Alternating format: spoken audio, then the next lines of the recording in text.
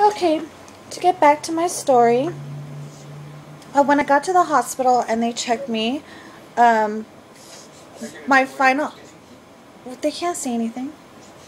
My final weight was 194 pounds, which put me at 29 pounds total weight.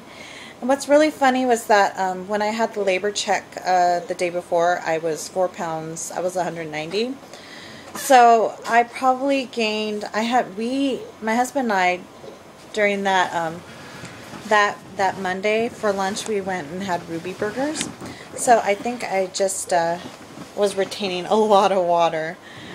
And so, yeah, so when they checked me, I was 4 centimeters dilated, so I said, go ahead, let's have the epidural. And the epidural came immediately. I mean, I felt probably about 5 painful contractions in that time, so it was like probably in about 15-20 minutes that after they checked me, did the anesthesiologist come with the epidural. I was given the epidural, and it was the funkiest feeling in the world. I hated it. I mean, I was completely numb, and like to the point where I couldn't move. It was actually kind of like she had no legs. Yeah, it made me feel like I had no legs. I have no legs and no butt. I felt like my butt is gone. Kind of like claustrophobic. It was. I didn't like the sensation, so I actually had them turn it down. By that time, it hurts too much. Our friends and family had arrived. My in-laws had come. Was my mom there that night? Yes. Yeah, she was. She stopped by, and my best friend had stopped by. All nurses, by the way. All of them. They're all nurses, and they all stopped by, and they're like, you're gonna regret it if you have it turned down, because I did not like that feeling of being completely numb. Weston. You're drinking too fast. I know, you're drinking too fast. Yep, so by the time her lowered epidural finally came in, she's like, I'm feeling pain now. And they, Increase it and back. They increased it back. So it was midnight when everyone finally decided to go. My mom went home. My best friend went home. My in-laws, weirdly enough, decided to wait it out in the lobby. Yep, they stayed all night. They stayed all night in the waiting room. I was amazed. This one here fell asleep, and it was probably around 2 or 3 in the morning that because I had turned on to my right side to go to sleep as well, and it was about 2 or 3 in the morning did I start feeling a lot of pain again. So I guess my epidural wasn't working, or it stopped working on one side, and I was in so much pain, and this one was asleep. Yeah, and she turned into Exorcist lady, and she's like, wake up, wake up. I was awful. I felt miserable, and the anesthesiologist, she was in a surgery, so like she couldn't, I had to wait, and I was just miserable. And then when she turned up my epidural, it kind of like numbed me out so much, it really freaked me out. I was just miserable all the way around. So finally, about 7 o'clock that morning, they checked me, and I was feeling intense pain. I was feeling sweaty. I knew things were going on, that I probably reached transition, which was about 8 centimeters. They checked me, and sure enough, I was at 9 centimeters. So they thought I'd probably have the baby by 9 o'clock that morning. I called my best friend to let her know that, I was 9 centimeters. My mom had stopped by because she had cleared her patient list for the morning, because she thought I was going to have my baby way before noon. So she's like, I'll just go back to work at noon. And everyone was there. My sister-in-law cleared her work for the day. And but it was really interesting. I got to about 9.5 centimeters, and I stopped dilating.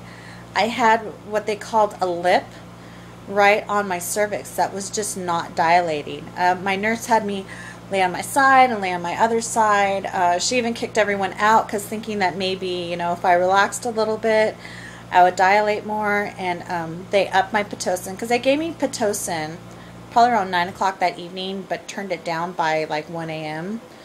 And they upped my Pitocin. They went in by 10:30. They put in an intrauterine pressure catheter to see how well my contractions were.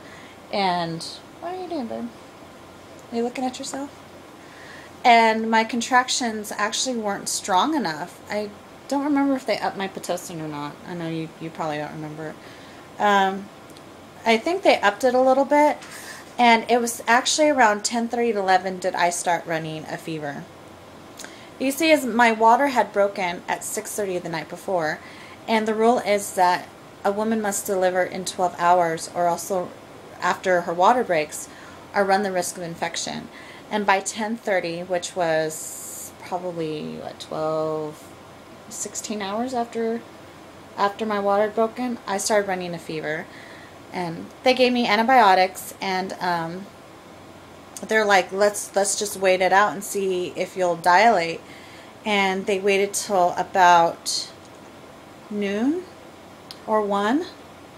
Everything was so hectic, I kind of like lost track of time. And it's been 2.5 months that I don't remember, but they waited probably till about 1. And then, what was really funny too is that I didn't really have a doctor, but basically the resident that was on the floor during that hour that I needed to be checked or needed to have something done was the one who would come and check me.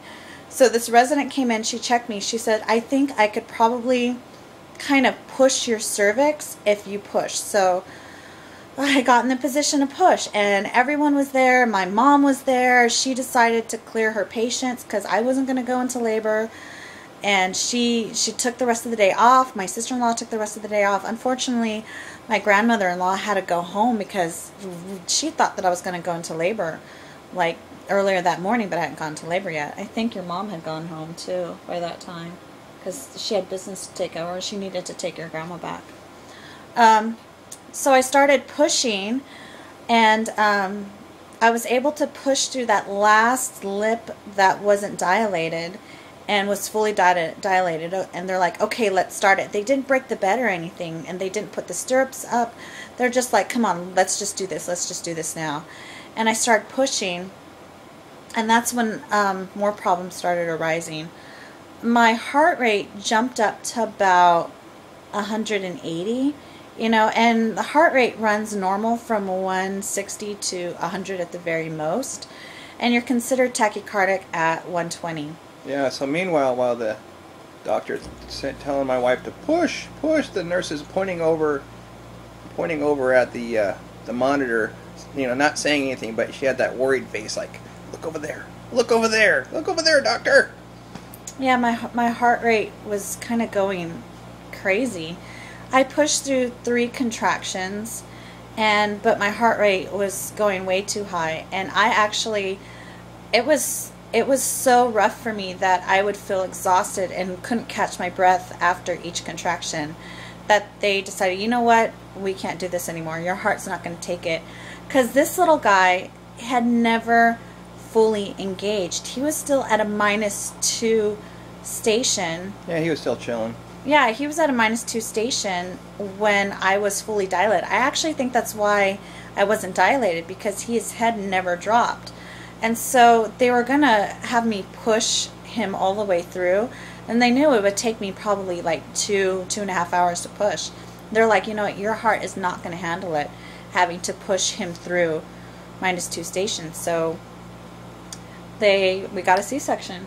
Yep, he was too busy playing his PlayStation. Very funny, babe.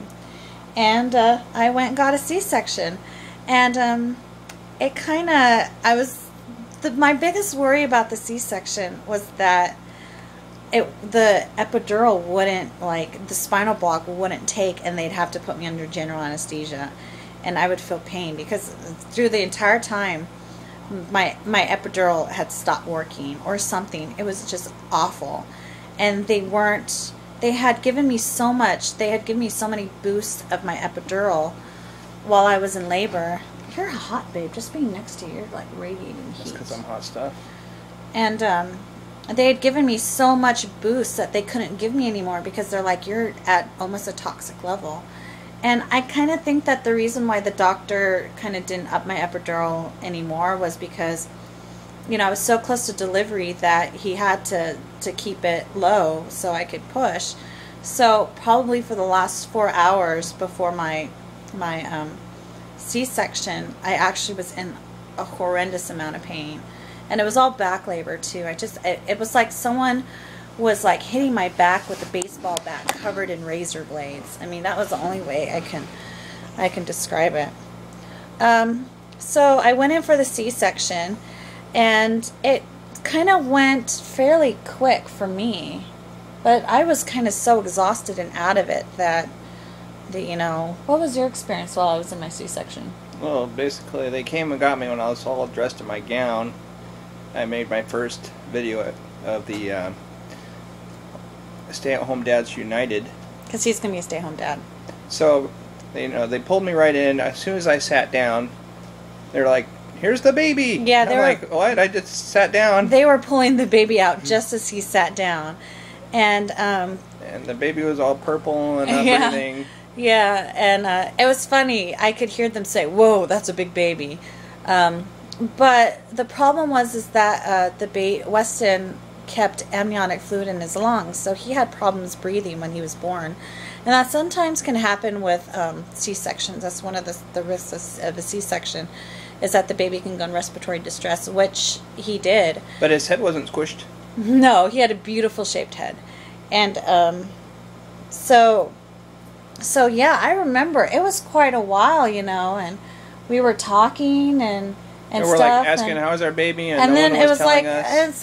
it's like where's my baby? It just occurred to me, it's like, where's my baby? And they're like, well, he's having some problems, and that part's kind of a blur. Yeah, because she was kind of really doped up. Yeah, I was and we're really like, doped up. Really worried. How's our baby? And they actually put her in the recovery room before they even told us what was going on. He ended up being in the NICU for like 7 days. Mm-hmm. He had to run a 7-day course of antibiotics. And he ended up being perfectly healthy, which is awesome. So they cleared his lungs, but he had to do a course of antibiotics because I had run a temperature. I got what was called chorioamnitis, which is an infection. It's kind of like a mild uterine infection. I don't know if it was, but while I was in the postpartum unit, I had to have 4 days. I had a full 4 days of antibiotics. And then this little guy, once his lungs were cleared, and it cleared really quick, it cleared in like 2 days, he had to be on antibiotics. So we had to chill out for a while before we could take him home. We actually went home before he did. And it was stressful, but I knew he would be okay. I knew our baby would be okay. I'm a registered nurse, so I really knew that there wasn't much to worry about. The doctors told me exactly what was going on, and I felt really confident that everything would be okay, and a little bit relieved that, things were going to be okay. And, those first couple days I got to rest and sleep, and he was in the hands of really competent nurses. And, after a week after he was born, he came home. And by the way, ladies, if you have to have a C-section, don't pretend like you're Superwoman right after the surgery and try to run around the hospital. Yeah, I don't know. I'm not one to, after a surgery, to kind of like milk it for all it's worth. I just want to get up and get going, and really. So that's our labor and delivery story. And maybe when this little guy is about 3 months old, I'll talk about Weston's first 3 months and how he's going to become a Disney star. Yeah, well, he wants to be a stage dad, but I'm not going to let it happen. Anyways, thanks so much. Bye.